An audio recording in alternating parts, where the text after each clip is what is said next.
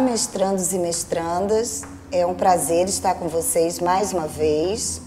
Hoje nós vamos trazer para a apreciação de vocês duas entrevistas que vão nos ajudar um pouco mais a discutir o caso dessa quinzena, que é o caso Acelera Brasil. Nós trouxemos para o nosso diálogo dois convidados que vocês conhecerão, a professora Eleusa Barbosa, secretária de Educação de Juiz de Fora, e posteriormente estaremos com o professor Geraldo Pereira da Silva, diretor de uma escola pública municipal aqui de Juiz de Fora também. A partir da conversa com a professora Eleusa e o professor Geraldo, nós vamos poder conhecer um pouco melhor algumas alternativas para lidar com o tema do nosso caso dessa quinzena, que é a questão da defasagem idade-série percebida entre muitos alunos das nossas escolas públicas. Então, nós vamos começar conversando com a professora Eleusa sobre uma experiência ocorrida aqui na Secretaria Municipal de Educação de Juiz de Fora, de constituição da Escola Herval da Cruz Braz, uma alternativa possível para lidar com o tema da defasagem idade-série. Professora Eleusa, boa tarde. Boa tarde, Hilda. Boa tarde, mestrandos e mestrandas. É um prazer tê-la conosco aqui. Gostaria de agradecer o seu aceite, ao nosso convite. E gostaria de começar a nossa conversa pedindo que a senhora falasse um pouco sobre os motivos que levaram à criação da Escola Herval da Cruz Braz, do ponto de vista da gestora da rede municipal que a senhora trazer um pouco para nós esse contexto. Então, a Herval, ela é resultado primeiramente de um diagnóstico da rede, Nós assumimos a Secretaria de Educação em 2009 e a partir das informações e dos dados, nós fomos detectando alguns desafios, alguns problemas que teríamos que enfrentar. Um problema, por exemplo, que a gente percebia de uma cultura da reprovação. Um alto índice de reprovação em quase todas as séries, mais detidamente no 6º ano, antiga 5ª série, que é até um caso que nem é específico de Juiz de Fora. É um problema nacional, mas aqui estava bastante grave. Em segundo lugar, nós percebemos também que um grande contingente desses jovens defasados, eles eram encaminhados para a EJA. E então a EJA deixava de ser uma modalidade de ensino para atender adultos que na época certa não tiveram oportunidade de estudar, para ser um lugar onde recebia aqueles alunos que tinham fracassado na escola regular. Essa é uma tendência que vem sendo percebida em vários estados. Nós temos muitos depoimentos nesse sentido. Exatamente. A EJA vai acabando perdendo a sua característica, a sua vocação mesmo. Exatamente. E a EJA, por sua vez, tinha um alto índice de fracasso. Então, esses alunos iam para a EJA e a EJA, nessa época, tinha 75% de fracasso, ou seja, entre reprovação e evasão, 75%. Então, assim, era um problema muito sério que a gente tinha que enfrentar. E uma outra questão também, nós observamos também um alto índice de reprovação no segundo ano do ensino fundamental, justamente onde se dá o problema a questão da alfabetização. E a questão da alfabetização se ligava um pouco a esse fracasso dos alunos, porque os alunos não conseguiam também caminhar, ter seu fluxo, a sua trajetória escolar normal, porque tinham dificuldades com habilidade de leitura lá de baixo e isso ia se enrolando pela vida e, no momento, eles não tinham mais condições de continuar. Então, nós trazemos um eixo que nós tínhamos que trabalhar fundamentalmente na política educacional, que seria investir muito na questão da alfabetização para que a gente fosse minimizando esse problema para o futuro, que esses alunos tivessem alfabetizados na idade certa, eles teriam certamente melhores condições para fazer o seu curso dentro de um fluxo normal. E buscar ações que pudessem salvar, né, esses alunos desse destino cruel que era ser encaminhado para a EJA e da EJA não conseguir, excluídos e sem poder terminar seus estudos. Então, esse foi onde nós fizemos as nossas maiores investidas durante a administração.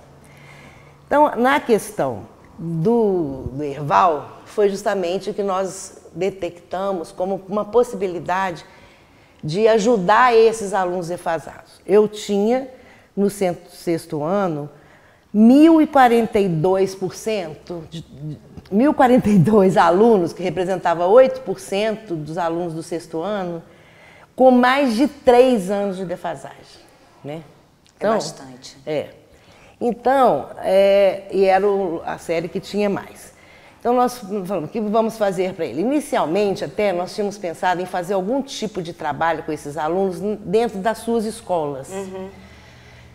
Mas ocorreu que uma instituição da cidade ofereceu para o prefeito uma escola que tinha acabado de ser construída, que foi o SESC, no SESC. Então, que a gente ofereceu uma escola e que queria fazer uma parceria com a prefeitura e que a prefeitura podia fazer ali o que ela achasse melhor. Então, nós estávamos nesse processo quando surgiu essa escola, aí nós pensamos, por que não fazer, então, uma escola para esses alunos, uma escola específica para esses alunos. Por que a ideia da escola específica, né?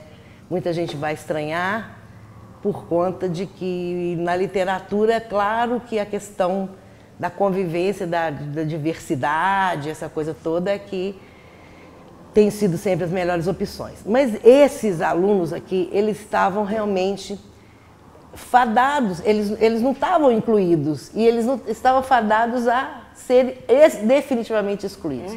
Então nós tínhamos que fazer alguma coisa, por que não fazer uma escola para esses alunos? O que uma escola para esses alunos nos traria?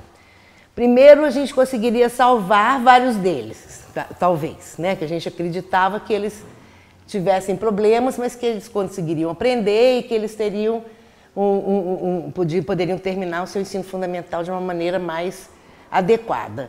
E, em segundo lugar, nós constituiríamos um centro de referência, um lugar onde algumas experiências pudessem ser testadas para que pudessem depois até ser universalizadas e discutidas com toda a rede. É claro que toda escola é uma realidade específica e tem as suas características, mas algumas, hoje eu tenho certeza que algumas atitudes, algumas escolhas feitas na escola Herval, elas podem ajudar a muitas outras escolas a enfrentar essa questão da defasagem, desse tipo de aluno. Então, foi essa a ideia da Herval. Então, nós fizemos uma proposta, né? Eu acho que é muito importante aqui vocês perceberem o que é uma coisa na ideia, na cabeça, no papel, e o que é uma coisa na vida real. Quando ela, né, se materializa. Quando né? ela se concretiza. Então, foi apresentada uma proposta de criar uma escola para 420, eu vou falar isso aqui, porque isso depois foi uma questão que foi totalmente modificada quando a escola se concretizou. Porque nós vimos lá que nós tínhamos 7 salas de aula. Então, nós íamos fazer 7 turmas de manhã, 7 turmas à tarde, 14 turmas de 30 alunos, 420 alunos. A gente daria conta de grande parte desses 1.042. E em 2 anos, esses alunos teriam seu ensino fundamental completo, né? Poderiam recuperar o tempo de defasagem e cursar o ensino médio na idade mais adequada. Né? Mas, bom, então essa era a nossa primeira ideia. O projeto era esse. A questão das salas, como é que a gente ia fazer? Nós queríamos fazer uma escola diferente, porque nós pensamos assim, a escola não pode ser parecida com a escola que eles já têm, porque essa escola que eles já têm não está resolvendo, não está funcionando. Então, nós vamos arrumar uma escola onde eles tenham condições, os professores tenham condições de trabalhar com toda a maior possibilidade de equipamento, de material pedagógico e tal. Então, nós criamos as salas ambiente, né, que nós chamamos, que até hoje acho que funciona assim, né, que é a questão das salas, tem a sala de história, a sala de geografia, a sala de português, e os alunos que circulam pelas salas. Ali fica aquele material já para os professores trabalharem dentro daquela disciplina, daquelas áreas. E equipamos toda a sala de aula com data show, computador, essas coisas, todo o professor poder trabalhar, usar na internet, essas coisas mais tecnológicas, né? Pensamos a gente ter turno e contraturno, assim, com algumas turmas, ou seja, enquanto umas estavam tendo aula normalmente, outros estariam tendo educação física e informática, que seria no contraturno, por exemplo. E os outros no turno estariam as disciplinas de português, matemática, história, geografia, ciência, artes, né, esse currículo básico aí do ensino fundamental. E pensamos em formar as turmas a partir da avaliação externa. Então, nós fizemos uma parceria com o CAED, e o CAED acompanhou essa experiência desde o início. Ele fez uma avaliação diagnóstica dos alunos, e a partir do resultado dos alunos, nós formamos as 14 turmas. Então, formamos 14 turmas pelo critério de desempenho. Porque a gente não conhecia os meninos, né? E eu tinha que ter algum critério para formar as turmas que, pelo critério de desempenho, ou seja, eram turmas homogêneas, né? Turmas em que os alunos eram separados pelo aquilo que eles tinham de habilidades já desenvolvidas e ou estando para ser desenvolvidas.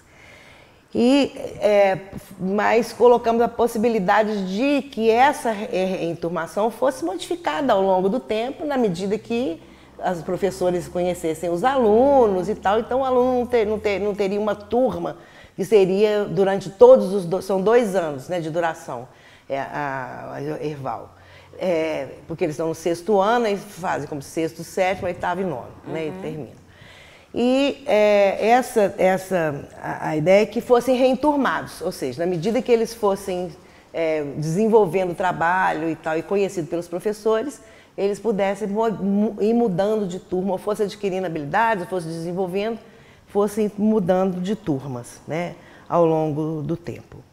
E na questão do fundamental, que é a questão dos professores, né, do corpo que iria trabalhar, que é os profissionais, né, nós pensamos que nós tínhamos que selecionar pessoas que tivessem o perfil de trabalhar com esse tipo de aluno. Mas como detectar um perfil desse, né?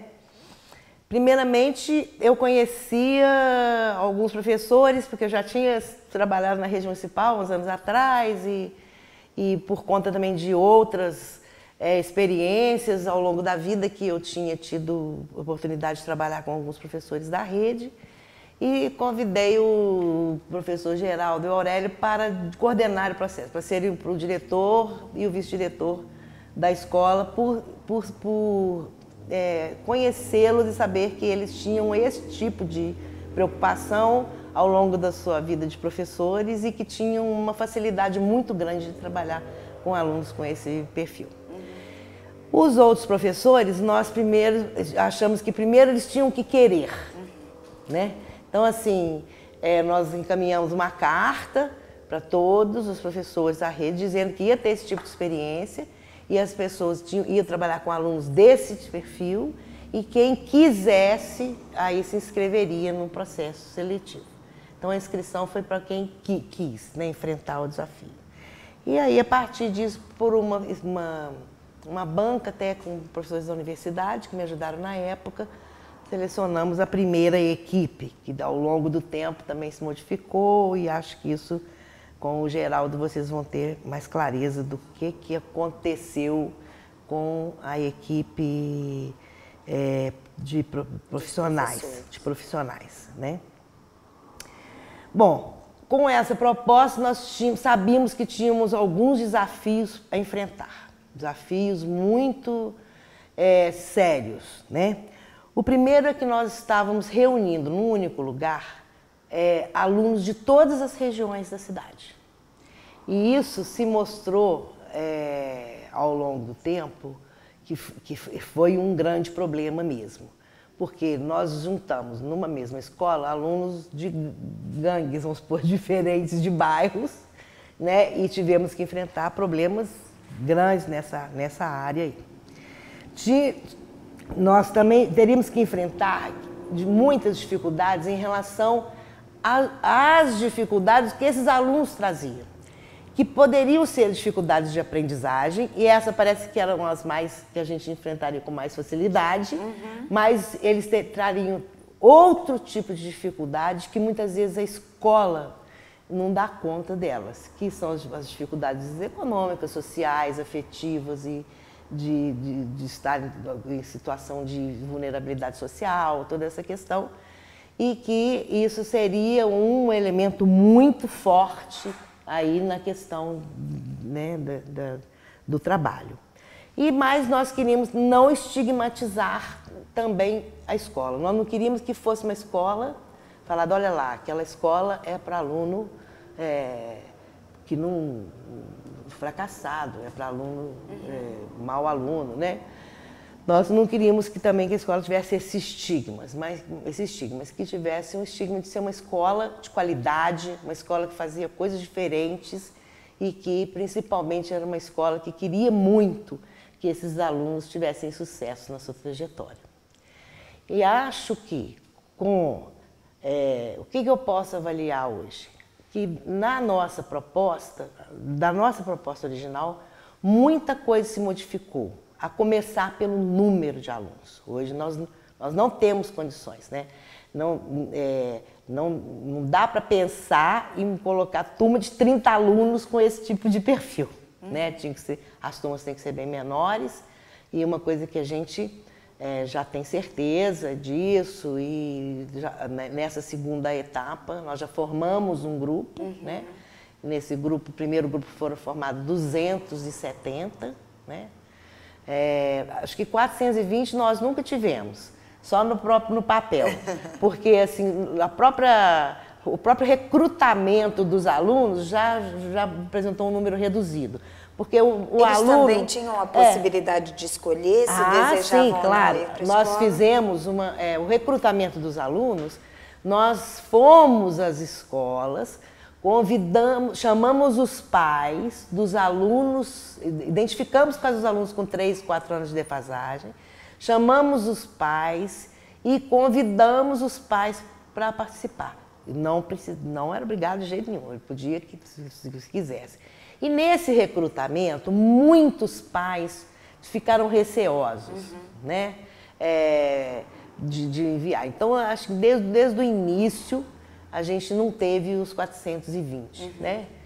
Mas fomos, ao longo do tempo, também tendo algumas desistências, alguns alunos que nós tivemos que retorná-los para a escola e criar uma outra forma de acompanhamento, porque eles estavam correndo até risco de vida na transição para a escola. Então, muitos problemas, tivemos que enfrentar para colocar essa proposta de pé.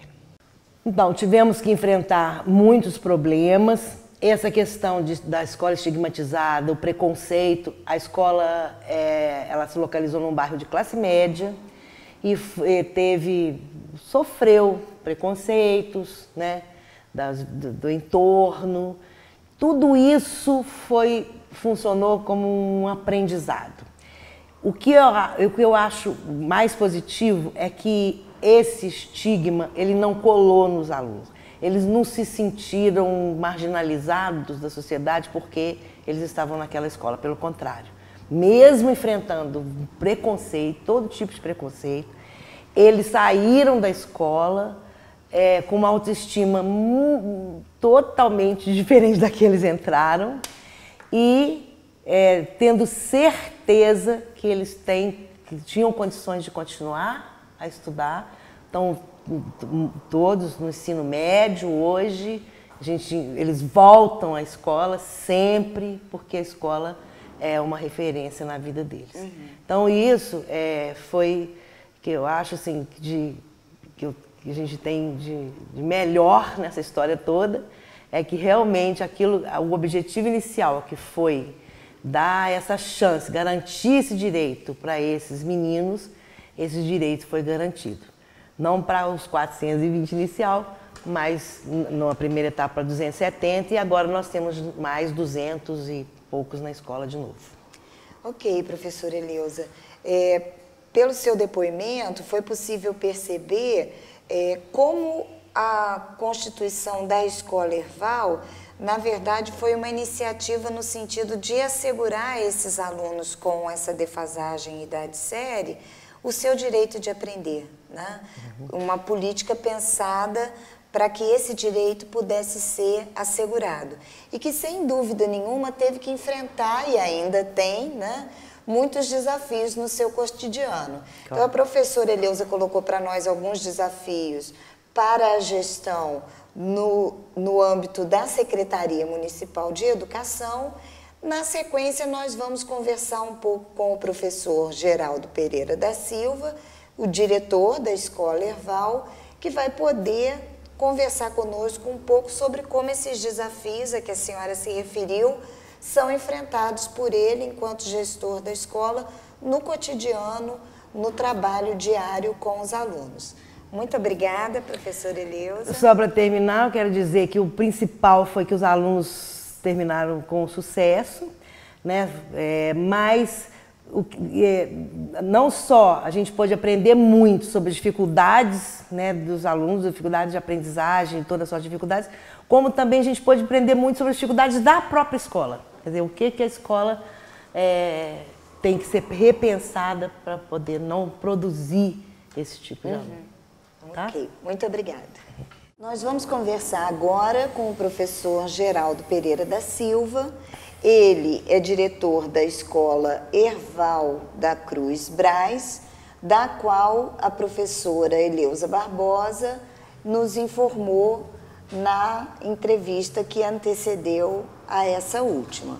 Então, agora nós vamos conhecer um pouco com o professor Geraldo dos desafios que ele tem enfrentado no seu cotidiano, né, para lidar com aqueles problemas já sinalizados pela professora Eleusa na entrevista dela. Professor Geraldo, boa tarde. Boa tarde. A professora Eleusa nos falou um pouco das concepções, né, e do quadro que levou à criação da Escola Herval. E ela sinalizou na fala dela que foi possível, a partir da criação da Escola Herval, aprender bastante também sobre no que a escola precisa ser repensada, né? Então, nós gostaríamos que o senhor conversasse um pouco conosco, enquanto gestor, enquanto diretor da escola, quais foram os principais desafios enfrentados pelo senhor e pela sua equipe e as alternativas que foram sendo criadas para superá-los, né? Na fala da professora Eleusa, ela já sinalizou que muito do que se pensava originalmente, com o passar do tempo, foi necessário repensar, né? Então, nós gostaríamos que o senhor conversasse um pouco conosco sobre essa sua experiência. Eu acho que a primeira coisa que a gente tem que colocar aqui é o seguinte, que a partir do momento que a gente recebeu o convite, eu e o professor Aurélio, para dirigir essa experiência, a gente chama assim, foi dirigir uma experiência, né? Foi dirigir uma proposta de escola. E aí, o primeiro desafio que a gente teve foi exatamente o desafio de formar uma equipe que pudesse dar conta desse desafio, que era pegar alunos que, de certa forma, não se adaptaram à escola tradicional e desenvolver ali alternativas. Então, a primeira coisa, né, e importante nesse processo é que nós tivemos total autonomia da Secretaria de Educação. A professora Eleusa possibilitou à nossa equipe que a gente pudesse desenvolver um projeto que fosse inovador, que fosse uma experiência, que a gente pudesse experimentar e nisso, né, nessa experimentação, deu todo o suporte que era necessário para que a gente levasse esse projeto adiante. Então a escola foi muito bem equipada, a gente tinha laboratórios de informática, laboratórios de ciência, matemática, data show em todas as salas de aula, pontos de internet em todas as salas de aula, instrumentalização para aula de dança, de música, nós temos uma rádio, né, escola dentro da escola, que possibilitou várias atividades. Então, quer dizer, a escola foi muito bem equipada e permitiu também que a gente selecionasse um corpo técnico que tivesse disposto a encarar o desafio. E, a partir do momento que esse corpo técnico, como a professora Eleusa já falou, voluntariamente se inscreveu para poder participar, a gente teve a liberação também de 1 mês. Isso é uma coisa muito importante. O primeiro mês da criação do Herval, nós passamos reunidos. Todos os professores, todos os funcionários da escola, desde dos professores do corpo técnico, como pessoal de limpeza, de cozinha, nós passamos reunidos pensando uma escola que pudesse ser diferente. E a gente tinha uma brincadeira que a gente dizia o seguinte: para dar aula no Herval, você tem que estar disposto a mudar a sua prática. Independente de qual que ela seja, você tem que estar disposto a mudar. Porque a gente queria alguma coisa que fosse diferente, que pudesse atender esses meninos de uma forma diferente. Esse eu acho que foi o primeiro desafio que a gente teve. Criar, na verdade, um corpo unido, um corpo que falasse a mesma língua, que pensasse da mesma forma para poder estar encarando esse desafio mesmo. Né?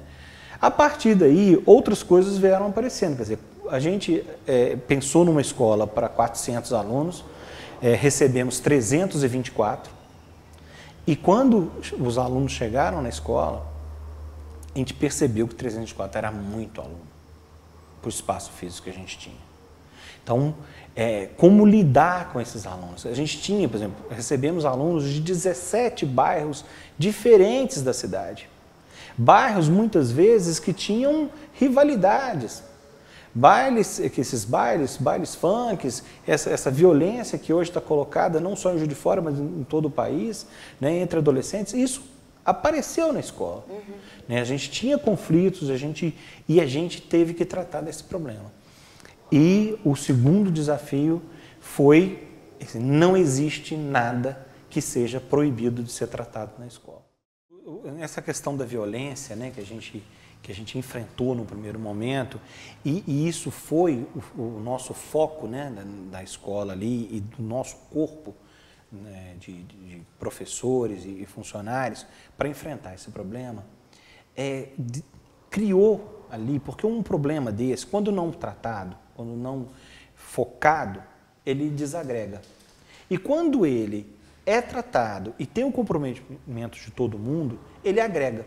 Então, esse problema, que a princípio nos parecia um problema, foi fundamental para a gente ter os alunos mais comprometidos com a proposta da escola, com os professores mais comprometidos com a proposta da escola e a gestão, né, a direção da escola mais confiante naquilo que estava fazendo, né, naquilo que dava corpo àquela proposta. Né? Nós procuramos, né, nossa gestão, né, eu e o professor Aurélio, a gente procura ter uma gestão democrática e aberta, mas não só. Né? Falar em gestão democrática, às vezes, hoje é muito fácil. Você fala assim, nós temos uma gestão democrática, a gente escuta as pessoas e procura, né, atender, isso é gestão democrática. Não é. Nossa gestão democrática é uma gestão democrática e participativa. Então, em primeiro lugar, por exemplo, algumas medidas foram tomadas, que eu acho que são importantes, várias, mas eu vou citar algumas que eu acho muito importantes. Primeiro, reunião pedagógica em escola. Reunião pedagógica em escola, na maioria das escolas, o diretor senta passa informes da Secretaria de Educação, sabe? E ali fica discutindo questões que já às vezes não precisam ser discutidas, às vezes já estão definidas, e aí o professor lá atrás pega o diário e vai corrigir, preencher diário, corrigir prova, e aquela reunião não tem sentido. Então, para começar, nós descentralizamos, quer dizer, informes da Secretaria de Educação vão por e-mail ou pela plataforma Moodle que a gente tem, uma plataforma Moodle da escola. Os informes das reuniões de diretores estão todos na plataforma. Os e-mails que a gente recebe da Secretaria de Educação e da Prefeitura são todos encaminhados para todos os professores e funcionários da escola via e-mail. Então, eu não preciso ficar na reunião dando informe. Quando é algum assunto que precisa ser discutido, entra na pauta. Quem dirige a reunião pedagógica não é o diretor da escola nem o vice. É um professor que vai dirigir a reunião e vai fazer a pauta da reunião e vai dirigir. Já aconteceu no Herval de ter reunião pedagógica onde nem o vice-diretor estávamos presentes. E a reunião aconteceu da mesma forma. Então, quer dizer, você descentraliza. Hoje em dia, o gestor, ele se ocupa muito de uma parte administrativa da escola. Então, prestação de contas, caixa escolar, compra para a escola. Isso a gente não faz na escola. A gente tem uma comissão de finanças que cuida disso, que são professores, pessoal de secretaria e até alunos, que discutem o que vai ser comprado, como vai ser gasto a verba que a escola recebe. Né? E na hora de fazer tomada de preço, orçamento, um aluno pode ir na rua e fazer tomada de preço. Um professor, um funcionário da escola. Não precisa ser o diretor da escola. A prestação de contas hoje, o tesoureiro faz a prestação de contas, a comissão faz a fiscalização, que é importante você ter, é a comissão. E o diretor aprova. Então, quer dizer, você tira um pouco, quer dizer, a nossa gestão, a gente tira um pouco do diretor da escola essas funções mais burocráticas da escola.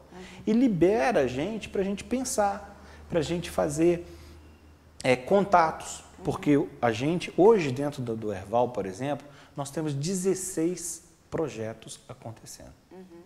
O senhor falou dessa importância do diretor ser alguém que fica mais liberado para poder fazer esses contatos, para poder firmar parcerias. E a literatura e outras experiências exitosas vem mostrando a importância do diretor ser alguém com envolvimento nas questões pedagógicas. Né? Considerando a necessidade que levou à criação da Herval, que é justamente a de que esses alunos tenham o seu direito à aprendizagem assegurado, né? Como é que o senhor vê a sua experiência enquanto gestor envolvido com essas questões pedagógicas, né? E como é que elas vêm sendo abordadas na escola junto aos alunos? Olha, eu acho que tanto eu quanto o professor Aurélio, a gente tem um princípio, sabe? E a gente assume a escola com esse princípio. Quer dizer, nós estamos lidando com alunos que foram excluídos, de certa forma, do processo educacional. Os motivos são vários, né? E não cabe aqui ficar detalhando, mas esses alunos não se adaptaram à escola tradicional. E a gente tem esse compromisso com esses meninos. Quer dizer, é a partir desse compromisso com esse filho de trabalhador, da periferia, para você ter ideia, 46% dos nossos alunos recebem o Bolsa Família. Então, quer dizer, são alunos em condições muito precárias. E esses alunos, eles têm direito a uma escola de qualidade, eles têm direito a uma escola onde eles são reconhecidos enquanto indivíduos. Então, a nossa proposta pedagógica da escola, e que tem eu e o Aurélio como gestores dela, e uma equipe comprometida com isso, a gente tem como objetivo mostrar para esse aluno que ele é capaz. E aí, quando a gente se preocupa menos com essa questão burocrática, se preocupa mais com a questão pedagógica, a gente consegue dar a direção para a escola. A gente consegue lembrar ao nosso corpo técnico de que esse é o nosso objetivo. Fazer com que esse menino consiga vencer as etapas do ensino fundamental para ele chegar no ensino médio em condições. Então, com isso a gente permitiu, né, o Erval hoje, ele tem um sistema de avaliação, por exemplo, completamente diferente de qualquer escola.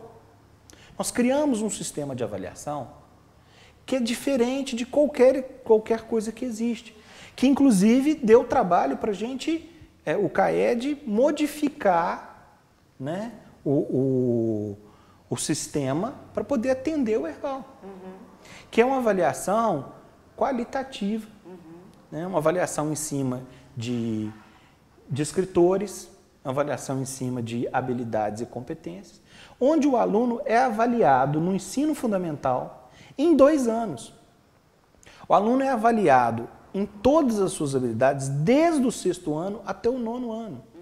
Em qualquer momento ele pode ter o seu rendimento alterado na sua ficha individual. A partir do momento que ele vence aquele objetivo, ele tem aquele objetivo modificado na sua ficha individual. Porque o que acontece na maioria das escolas? Um aluno ele tirou um 0 numa prova, essas avaliações quantitativas, né? Um aluno tirou um 0, ele pode depois recuperar aquele conteúdo, saber aquele conteúdo, que aquele 0 fica lá no histórico dele pro resto da vida. No Erval, não. No Erval, ele não atingiu aquele objetivo, vai para a ficha dele, não atingiu. Se depois ele atingiu, aquilo é modificado. Então, quer dizer, isso dá ao aluno esse sentido para o aprendizado. E ele passa a se ver como parte da escola também. Essas coisas mais do cotidiano, como as avaliações, como a própria frequência do aluno, isso tudo é controlado pelos próprios alunos.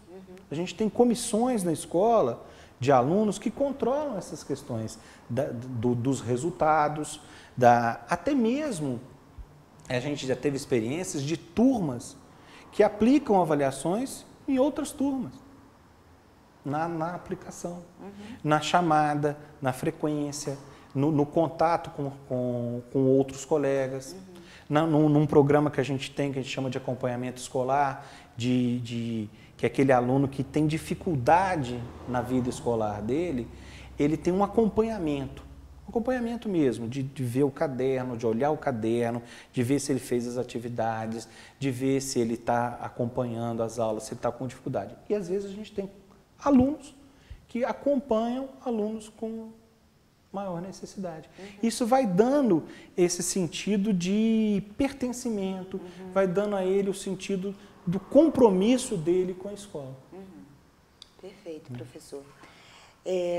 Bom, eu gostaria de agradecer muito ao senhor por ter compartilhado conosco essa experiência, uma experiência de gestão bastante inovadora, né? Bastante diferenciada. E eu gostaria de saber se o senhor gostaria de deixar alguma palavra final. Eu acho que o que é mais importante no Erval hoje, é uma coisa que a gente vem construindo, e uma coisa que a professora Eleusa falou aqui anteriormente, quer dizer, esses alunos, esse tipo de aluno que a gente tem, ele chegou na escola, ele chega com com uma necessidade diferente, sabe? Ele tem uma necessidade não só da escola, mas ele tem uma necessidade de uma rede de atendimento. E que na primeira entrada, né, lá em 2010 e tal, a Secretaria de Educação e a Prefeitura deu muito suporte para a gente. E a gente, a partir daí, a gente começou a perceber, porque o Erval, ele foi criado para a gente experimentar coisas novas. Então, já a partir desse momento, a gente começou a desenvolver no Erval e por conta própria da escola, para mostrar que é possível para a escola construir essa rede.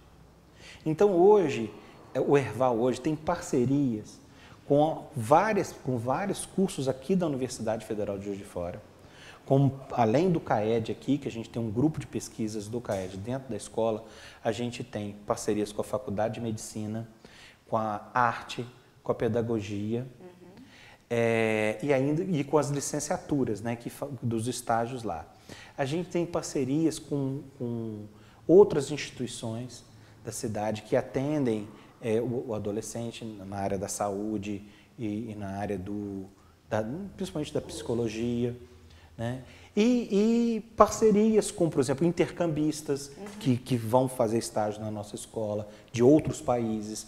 E isso tudo foi construído, né, já a partir da experiência do Herval, quer dizer, não mais aquele suporte só da Secretaria de Educação e da Prefeitura, mas já construído a partir do nosso sucesso, né, desse sucesso que eu acredito que a gente teve, porque nós recebemos 324 alunos e conseguimos levar para o ensino médio 270, né, alunos que, pela estatística, estavam fadados ao fracasso. Né? Ok, professor, parabéns pelo seu trabalho.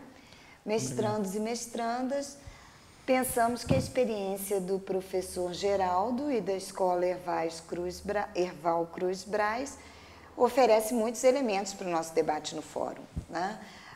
O trabalho com indicadores, né, que foi a origem da criação da própria escola, o estabelecimento de metas, a dimensão humana da gestão, todos esses temas eu tenho certeza que vão alimentar bastante o debate na plataforma e nós desejamos que vocês possam ter aprendido com essa experiência e com outras que certamente cada um de vocês tem a trazer. Muito obrigada.